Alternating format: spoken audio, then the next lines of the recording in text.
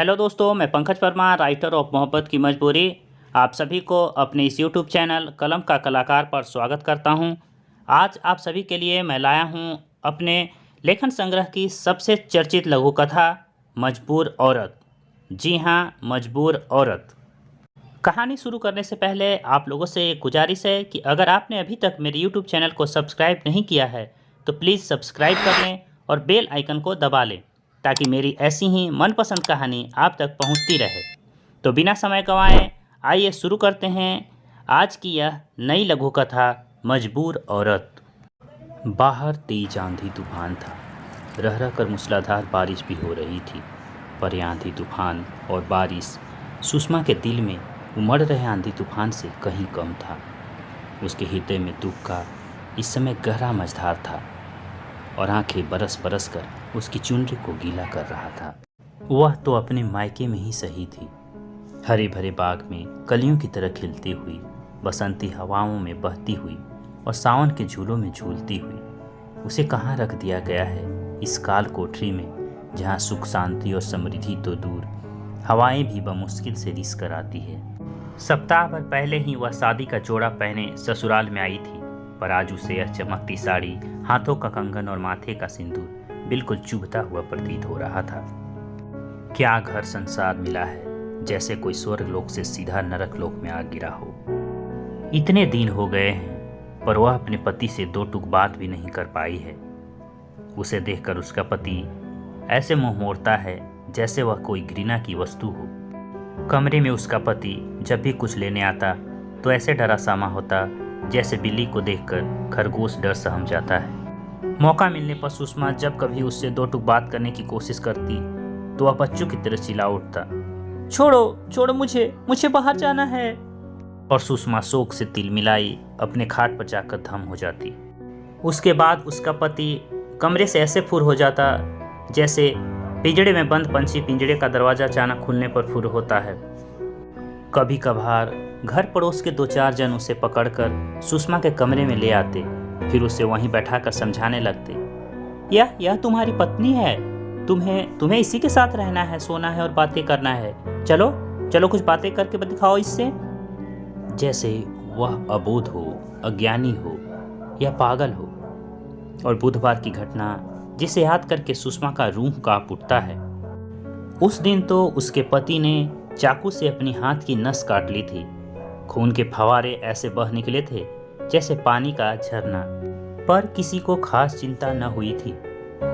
आनन फानन में सुषमा ने ही उसके हाथों पर पट्टी लगाई थी और फिर उसे अस्पताल ले जाया गया था। तब जाकर मामला कहीं काबू में आया था। अपने पति के इस तरह के अंजाम देने का कारण सुषमा को खास समझ में न आया था, पर उसकी सास पागलों सी उस पर बरस पड़ी थी। चुड़ैल, नागिन, तेरे कारण ही मेरे बेटे ने यह सब कुछ किया है। मैं तुझे जिंदा नहीं छोड़ूंगी। कहकर उसकी सास ने पास का डंडा उठाकर सुषमा को पीटना शुरू कर दिया था और सुषमा सहमी चुपचाप मार खाती रही थी। आगे से अगर मेरे बेटे में जरा भी खरोच दिखा ना तो मैं तुझे जिंदा जला दूंगी, देख लेना। हाँ। उसकी सास वहीं डंडा पटक कर कमरे से बाहर चली गई।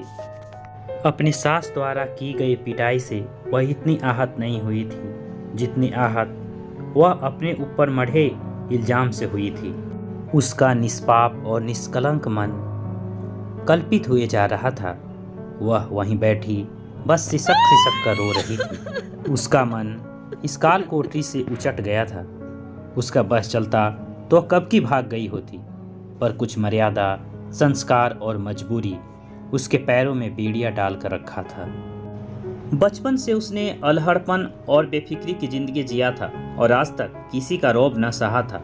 पर वह बचपना था, किशोरा अवस्था था, जहां वह इस बात से अनजान थी कि औरतों का जीवन जटिलताओं, पुरानी परंपरा, रीति रिवाज और संस्कारों से सिंचित रहती है, जो औरतों से हर वक्त आज़ादी, चाहत और जीने का उसका मकसद छीनने की ताक में रहता है।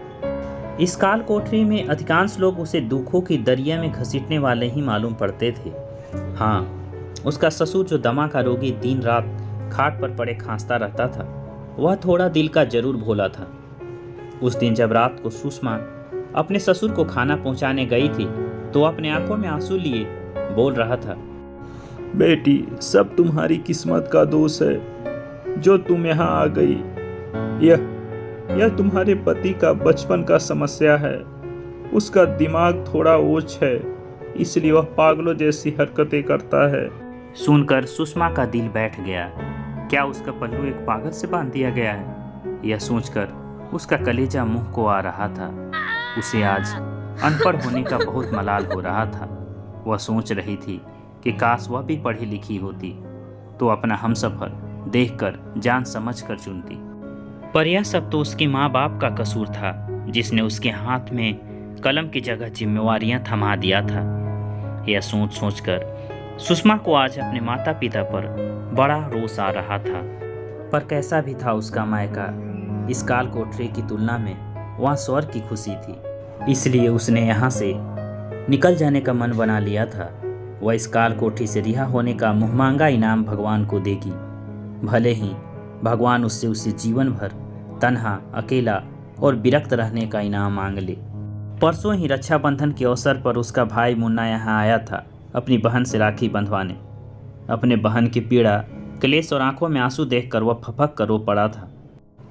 दीदी, दीदी, यह क्या हुआ? पहले तो तुम्हारी आंखों में कभी इतने आंसू नहीं रहते थे। मुन्ना ने उसके आंसू पोंछते हुए कहा था। उसकी स्नेहशील और भावशील बात सुनकर सुषमा उसे गले से लगकर बहुत रोई थी। पर वह तो अभी बच्चा है, वो उसे क्या बताती। इसलिए उसने उसे बस यही बताया कि वह बाबूजी को भेज दे, वे उसे यहाँ से ले जाएं, नहीं तो वह किसी दिन केरोसिन का तेल डालकर खुद को जला लेगी। बाहर आंधी तूफान थम सी गई थी। बारिश भी अब कहीं कहीं छोटी बूंदों के रूप में गिर रही थी। तभी बाहर दरवाजे पर किसी ने दस्तक दी तो सुषमा वर्तमान में आ गई। अंदर से किसी ने दरवाजा खोला।